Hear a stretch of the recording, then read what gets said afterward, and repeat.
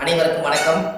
பாரம்பரிய திருவள்ளுவர் குல வம்சம் பிரசன்ன ஜோதிடர் சுபமாரிமுத்து திருப்பூர்லிருந்து இந்த பதிவு உங்களுக்காக. உத்திரட்டாதி நட்சத்திரத்தில் மாந்தி இருந்தால் எந்த கோவிலுக்கு போனால் உங்களுடைய கர்மவினை தீரும்.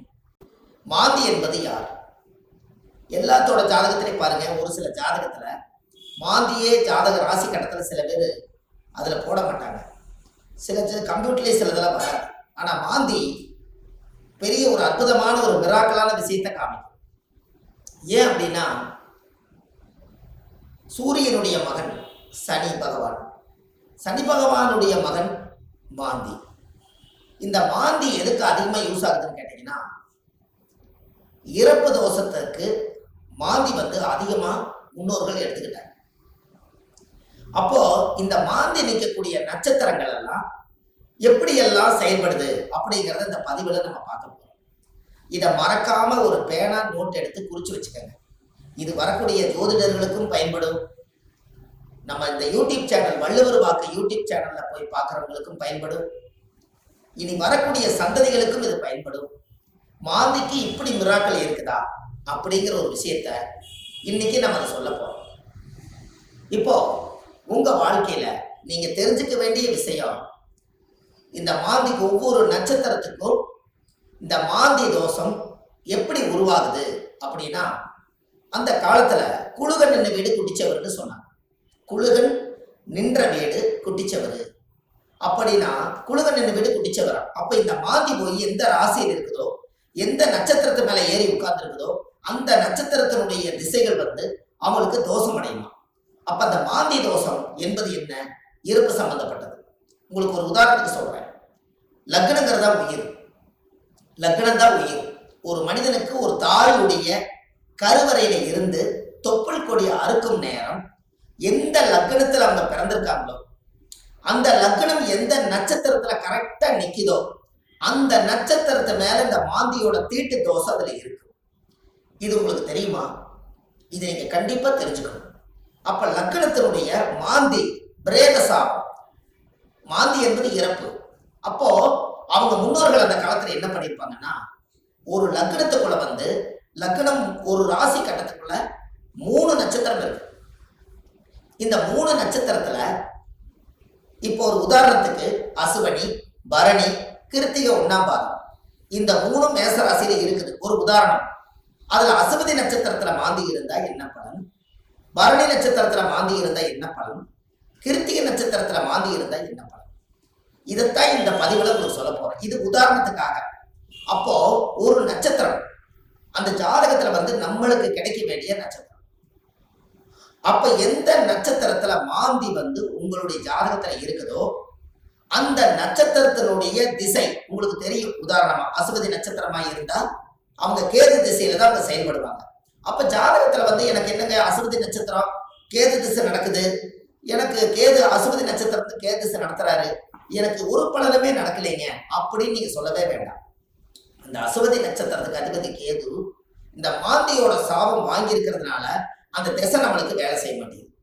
அப்ப அதை நம்ம சரிப்படுத்தினா தானே அது நிவர்த்தியாகும். அப்ப அசுவதி நட்சத்திரத்துக்கு கேது, கேது என்பது பாட்டியில பாட்டின்னு வருது.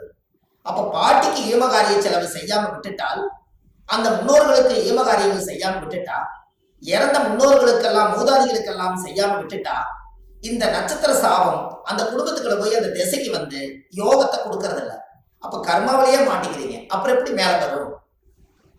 அப்ப இதெல்லாம் அந்த காலத்துல முன்னோர்கள் குளிகை நின்ற வீடு குடிச்சவர்னு எதுக்கு சொல்லி வச்சாங்கன்னா, ஒரு வீட்டுல ராசி கட்டத்துல குளிகை நின்ற வீடு குடிச்சவர் சொல்லி வைக்கல. அவங்க சொல்லி வச்சதே குளிகன் நின்ற நட்சத்திரம் அந்த வீடு குடிச்சவர்னு வச்சாங்க. அந்த நட்சத்திரத்தினுடைய திசைகள் யாருக்கு வந்தாலும் இந்த மாந்தியோட சாபம் அவங்கள துரத்திக்கிட்டே. ஒரு உதாரணம், லக்னத்து மேலேயே மாந்தி நிற்குது. ஒருத்தருக்கு லக்னத்து மேலேயே மாந்தி, லக்னம் என்ற நட்சத்திரம் எதுவோ அதுவே மாந்தி.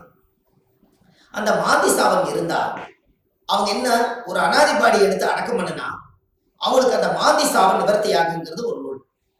ஏன் அப்படின்னா, அந்த லக்கணத்துக்குள்ள மாந்தி பிறக்கும் போது ஒரு தாயுடைய கருவறையில இருந்து மாந்தி என்பது நிலையா இருக்கிறது, ஒரு ராசியில ரொம்ப நாள் இருக்கிறது. லக்னம் என்பது 2 மணி நேரத்துக்கு ஒரு லக்னம் நகர்ந்து வெளியில வந்துடும்.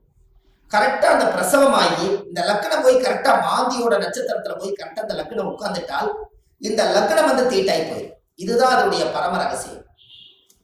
நம்ம அவங்களுக்கு பாருங்க, அந்த லக்னம் போய் நின்ற நட்சத்திரத்துல போய் அந்த தீட்டு விழுந்துருச்சுன்னா முகமெல்லாம் மாறிடும். முகம் அவங்களோட தேஜஸ் இருக்காது, ஒரு இருளன்ற மாதிரி இருப்பாங்க. என்னமோ ஒரு தோஷம் அவங்கள தாக்கிட்டே இருக்கும். ஒரு செயல்பாடு சிறப்பா இருக்காது. எந்த ஒரு காரியம் எடுத்தாலும் தடை, வீட்டு காரியம் எடுத்தாலும் தடை, தொழில போய் ஜெயிக்கலாம்னா தடை, திருமண வாழ்க்கையில நிம்மதியா இருக்கலாம்னா திருமணத்துல திருப்தி இல்லை, குழந்தை பாக்கியம் பெற்றுக்கலாம்னா குழந்தைக்கு ஏதாவது ஒரு ஒச்சனை, பூர்வீகத்துல போய் வாழலாம்னா பூர்வீகத்துல முன்னோருடைய சாபம். இப்படி வந்து இந்த மாந்தியுடைய நட்சத்திர தோஷங்கள் உங்களுக்கு அதிகமான முறையில இது கர்மாவா செயல்படுது. அப்போ முன்னோர்கள் அந்த காலத்துல இதுக்கு எல்லாமே கோவில் வச்சிருக்காங்க பாருங்க. இதுதான் ஒரு ஹைலைட். இந்த ரகசியத்தை சொல்லாம விட்டுட்டா கடைசி வரைக்கும் உங்களுக்கு தெரியாமலே போய் ஒவ்வொருத்தருடைய ஜாதகத்திலையுமே எந்தெந்த நட்சத்திரத்துல மாந்தி இருக்குதோ அதற்குரிய கோவில்ல போய் சுவாமிக்கு தேங்காய் பழம் பூமாலை கல்கண்டு வாங்கி அர்ச்சனை பண்ணி சாமி கும்பிட்டு வந்துட்டால் உங்களுடைய அந்த நட்சத்திரத்தினுடைய மாந்தி சாபம் அன்றோடு அது நிவர்த்தியாது. அப்ப இது ஒரு பெரிய அற்புதம் அல்லவா? இப்ப நீங்க தெரிஞ்சுக்கணும். அப்ப அந்த கோவிலுடைய வரலாறு எங்க இருக்குது, அந்த கோவிலை நம்ம எப்படி கண்டுபிடிக்கிறது, இந்த கோயிலுக்கு போறதுக்கு வழிமுறைகள் என்ன, இது எல்லாமே நீங்க தெரிஞ்சுக்கிட்டா மட்டும்தான் அந்த வாழ்க்கை உங்களுக்கு கரெக்டா செய்யணும். அப்போ முன்னோர்கள் அந்த காலத்துல சூரியனுடைய மகன் சனி பகவான், சனி பகவானுடைய மகன் மாந்தி. அப்ப அப்பாவுடைய பேரன் தான் நம்மளுக்கு மாந்தி தோஷமா வர்றாரு. அப்ப அப்பாவுடைய சொத்து பிள்ளைக்குத்தானா, அப்பாவுடைய பாவம் பிள்ளைக்குத்தானே. அந்த கர்மாவில இருந்துதான் உங்களால வெளியில வர முடியல. அப்ப இது மூலியமா தான் உங்களுக்கு கர்மா செயல்படுது. பாருங்க, உங்களுக்கு தாத்தாவோட சொத்து அந்த காலத்துல பாத்தீங்கன்னா தாத்தாவோட சொத்தை கொண்டு போய் வாழ்ந்து முடிச்சுட்டு உயிர் எழுதும் போது பேரன் பேர்ல போய் எழுதுவார். அப்ப சூரியனுக்கும் சனி பகவானுக்கும் தொடர்பு இல்லை, மாந்திக்கு தான் தொடர்பு வருது. அப்போ அந்த ஜாதகத்திலேயே அப்ப மாந்தி என்பது உள்வனை கர்மா. மாந்தி என்பது முன்னோர்களுக்கு திதி கொடுக்காம விட்டுட்டீங்கன்னா அது நட்சத்திரத்தினுடைய மாந்தி போய் அந்த தோஷம் அடைஞ்சிடும். அந்த திசைகள்ல நம்மளுக்கு சரியான பிரச்சனைகள் வந்து எல்லா கோயிலுக்கும் போயிட்டு வந்துட்டேங்க, எல்லா பூஜையும் பண்ணிட்டு வந்துட்டேன், எல்லா பரிகாரங்களும் சொன்னதெல்லாம் செய்திருக்கேன். ஆனா ஏன் எனக்கு வந்து ஒவ்வொரு நாளும் பலாபலம் மாறி வருது, எனக்கு எதுவுமே நடக்கலையே, இப்படி ஒரு கேள்வி பிறக்குது. அப்ப அந்த ஜாதகத்தை வாங்கி பார்த்தா நீங்க என்ன நட்சத்திரத்துல திசை நடக்குதுன்னு கேட்டா எனக்கு ஒரு நட்சத்திரம் அஸ்வினியில திசை நடக்குது, எனக்கு கேது திசை நடக்குதுங்க. கேது அது மாந்தியோட நட்சத்திரம், அஸ்வினியில இருந்து நிற்கும். அப்போ இப்படித்தான் ஒவ்வொருத்தருடைய நட்சத்திரத்தையும் இந்த மாந்தி லாக் பண்ணி வச்சிருக்கு. இதை தெரிஞ்சுக்கிட்டாலே உங்க வாழ்க்கை ரொம்ப சிறப்பா இருக்குமே. அப்ப இந்த மாந்திங்கிற ஒரு கர்மா கேரளாவில எல்லாம் பாத்தீங்கன்னா குளிகனை வச்சுதான் ஜாதகமே கணிப்பாங்க. அவங்களுக்கு கர்ம வினை கண்டுபிடிக்கிறதே குளிகனை வச்சுதான்.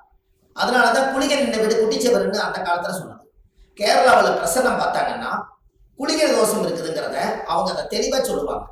அப்ப அதை சொல்லி முதல் முன்னோர்களுடைய கர்மாவை நிவர்த்தி செய்துட்டா நீங்க இந்த பூமியில பிறக்கும் போது கொண்டு வந்த யோகம் வேலை செய்யுங்கிறது ஒரு ரூல் உண்டு. அது அந்த காலத்துல இருந்தே இருக்கு. நாம நல்லா யோசிச்சு பாருங்க, நம்ம போன ஜென்மத்துல செய்த பாவங்கள் இந்த ஜென்மத்துல கிரக அமைப்போட இருந்து நான் ஏதாவது ஒரு கஷ்டமா தான் நம்ம என்ன சொல்றோம், போன ஜென்மத்துல நான் என்ன பாவம் செஞ்சேன்னு எனக்கு தெரியலீங்க, ஆனா இந்த ஜென்மத்துல நான் ரொம்ப கஷ்டப்பட்டு போயிட்டேன், ஒரு காலம் கெட்டால் ஒரு காலம் நான் நல்லா இருக்கணும், நான் சம்பாதிச்சதுலயும் நிம்மதி இல்லை, வாழ்க்கையிலேயே எனக்கு நிம்மதி இல்லை, குழந்தை பெற்று பார்த்தா அது நிம்மதி இல்லை, கணவன் மனைவியோட வாழ்ந்து பார்த்தா அதுலேயே நிம்மதி இல்லை, எனக்கு இந்த ஜாதகத்துல ஏன் தான் நான் அந்த பிறப்பு வாங்கி வந்தேன்னு எனக்கும் தெரியல, அப்ப நான் எப்பதான் நான் நல்லா இருப்பேன் அப்படின்னு ஒரு கேள்வி பிறக்குது. அப்ப இந்த இடத்துல என்னன்னு கேட்டா சூரியன் ஒரு ஜாதகத்துல உச்சமா இருக்காரு, நீங்க ஜம்முன்னு இருப்பீங்க, சனி உச்சமாக்குறாரு ஜம்முன்னு இருப்பீங்க, இதெல்லாம் ரைட்டு.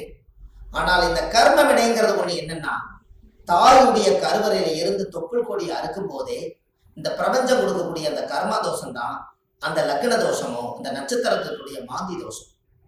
அப்போ ஒவ்வொரு நட்சத்திரக்காரர்களுக்கும் மாந்தி எந்த நட்சத்திரத்துல இருக்குதோ அதுக்குரிய கோயிலுக்கு போயிட்டு வந்தீங்கன்னா கண்டிப்பா உங்க லைஃப்ல ஒரு மாற்றம் ஏற்படும்.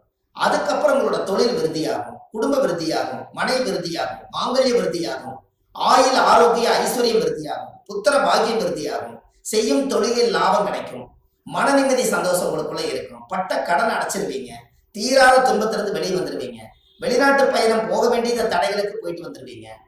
திருமணமே ஒரு வாழ்க்கை அமைஞ்சு எனக்கு சரியில்லை, மறுவாழ்வு தான் எனக்கு வேண்டும் நினைச்சிட்டு இருக்கிறவங்களுக்கு மறுவாழ்வு. குடும்பத்துக்குள்ள தீராத நோய்கள், மருந்து இல்லாத நோய்க்கு மருந்து, எல்லாமே உங்களுக்கு கிடைக்கும். அதுக்கு நீங்க என்ன பண்ணணும், உங்க ஜாதகத்தை நீங்க நல்லா எடுங்க. ஜாதகத்தை எடுத்து உங்க ஜாதகத்துல மாந்தி சாரமாகாத கிரகம் சோரம் போய் விடுமா, மாந்தி எந்த நட்சத்திரத்துல இருக்குதோ அந்த நட்சத்திரம் எதுன்னு பாருங்க.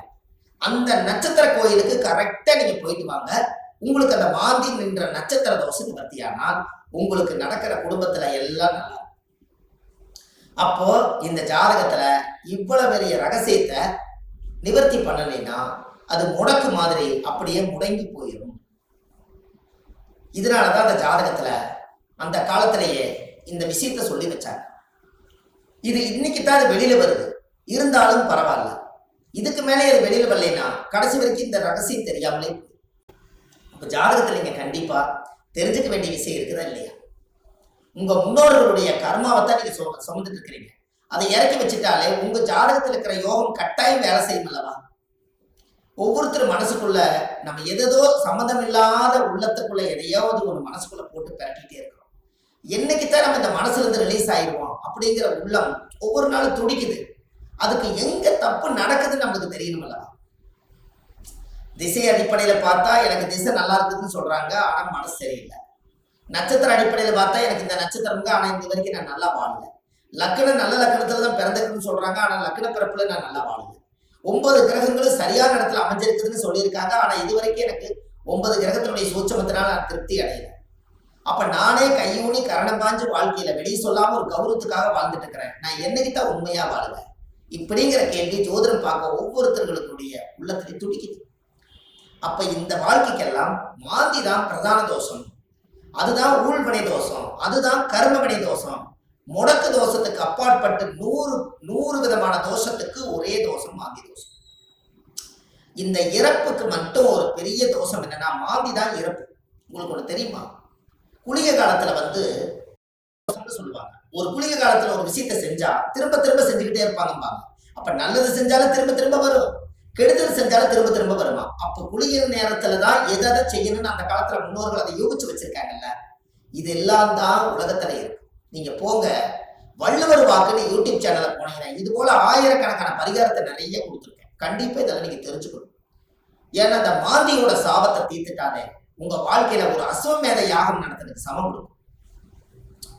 எப்படி ஒரு பிரமாதமான ஒரு பிறப்புன்னு பாருங்க. அப்ப இந்த கண்டிப்பா உங்களுக்கு இதுக்கு ஒரு தீர்வு வேணும் அல்லவா?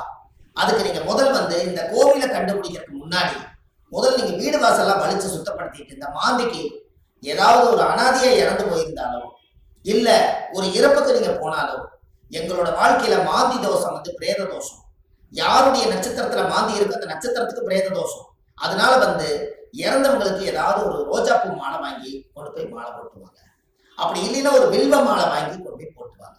அதை போட்டுட்டு வீட்டுல மஞ்சள் தண்ணி கல்லுப்பு போட்டு வீடு வாசல்லாம் வலிச்சு நீங்க சுத்தப்படுத்தி உங்க குலதெய்வம் கோயில போய் 11 ரூபாய் காணிக்க, வெத்தலைப்பாக்கு, எலுமிச்சம்பழம் இதை கொண்டு போய் சாமியோட பாதத்துல வச்சு கும்பிட்டுட்டு இந்த மாந்திக்கு உண்டான கோவிலுக்கு நீங்க போயிட்டு வரணும்.